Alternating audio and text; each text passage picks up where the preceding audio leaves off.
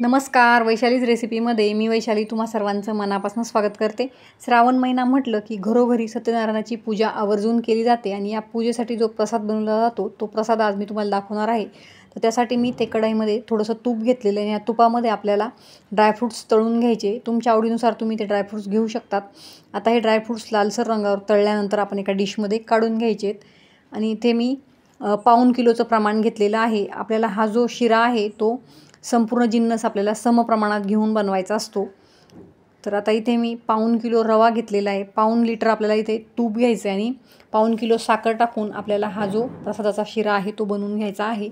तर आता या तुपामध्ये आपल्याला हा जो रवा आहे तो चांगला 15 ते 20 मिनिटांसाठी लालसर रंगावर भाजून घ्यायचा आहे. यात भरपूर असं तूप आपण टाकून घ्यायचं आहे. पाऊण किलो बरोबर मी इथे तूप घेतलेलं आहे ते आपल्याला संपूर्ण यात टाकून घ्यायचं आहे आणि हा जो रवा आहे तो चांगला 20 मिनिटांसाठी लालसर रंगावर आता मी भाजून घेणार आहे. संपूर्ण गोष्टी समप्रमाणात घेतल्याने या प्रसादाची चव खूप छान लागते. शिवाय तो मोकळा सुटसुटीतही बनतो. आता हा रवा चांगला असं तूप सुटेपर्यंत आपल्याला लालसर रंगावर 20 मिनिटांसाठी भाजून घ्यायचा आहे. तर अशाच पद्धतीने मी आता हा रवा 20 मिनिटांसाठी भाजून घेणार आहे. तुम्हाला हवं असल्यास तुम्ही या प्रसादामध्ये केळीचाही वापर करू शकतात. मी ते केळी स्किप केलेली आहे. आता या रव्याला छान असं तूप सुटलेलं आहे, तुम्ही ते बघू शकतात. आता यात आपल्याला दूध गरम करून घ्यायचं आहे आणि गरम दूध आपल्याला यात हळूवारपणे ॲड करायचे. दूध आपल्याला हळूहळू ॲड करायचे जेणेकरून ते अंगावर उडत नाही. दोन्ही गोष्टी गरम असल्यामुळे ते अंगावर उडण्याची शक्यता असते, तर ते आपण हळूवारपणे यात ॲड करून घ्यायचे.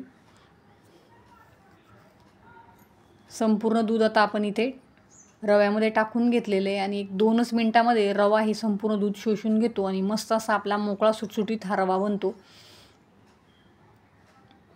तर आता तुम्ही ते बघू शकतात. रव्याने संपूर्ण दूध शोषून घेण्यास सुरुवात केलेली आहे आणि असा मोकळा असा आपला हा प्रसादाचा शिरा इथे तयार झालेला आहे. 1-2च मिनिटांसाठी आपण ते व्यवस्थित हलवून घ्यायचं आहे. आता यातच आपण समप्रमाणामध्ये साखर टाकून घ्यायची. तर पाऊण किलो मी इथे रवा घेतलेला होता, तर पाऊण किलोच आपल्याला इथे साखर घ्यायची आणि ती आपल्याला यात टाकून घ्यायची आहे.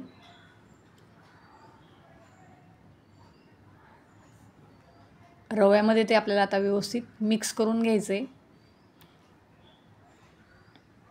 मस्त असा मोकळा सुटसुटीत इथे आपला प्रसादाचा शिरा तुम्ही बघू शकतात बनलेला आहे. तर तुम्ही ही रेसिपी नक्की ट्राय करा.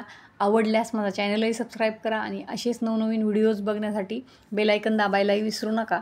आता यात आपण जे ड्रायफ्रूट्स तळून घेतलेले होते ते आपण टाकून घ्यायचे. थोडीशी आपल्याला यात वेलची पूड टाकून घ्यायची आहे जेणेकरून आपल्या प्रसादाची चव आणखीनच वाढेल. आता वेलची पूड मी यात टाकून घेतलेली आहे. आता हे संपूर्ण जिन्नस आपल्याला चमच्याच्या साहाय्याने व्यवस्थित मिक्स करून घ्यायचे. मस्त असा तुम्ही बघू शकतात. तुम्हाला बघूनच कळत असेल की आपल्या प्रसादाच्या शिऱ्याचे टेक्स्चर किती छान असे आलेले आहेत. यात आता आपल्याला तुळशीपत्र टाकून घ्यायचे आणि आपला हा प्रसादाचा शिरा इथे बनून तयार आहे. तर तुम्ही रेसिपी नक्की ट्राय करा आणि चॅनल सबस्क्राईब करायलाही विसरू नका. व्हिडिओ बघितल्याबद्दल धन्यवाद.